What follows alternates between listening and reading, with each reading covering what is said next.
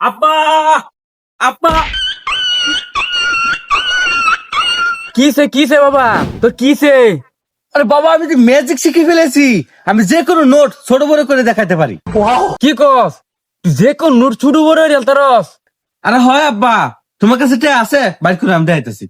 তেলে বাজান আমার একটা 1000 টাকা নোট বড় করে দে আসদি। বাবা দেখাতে পারলে কিন্তু আমার।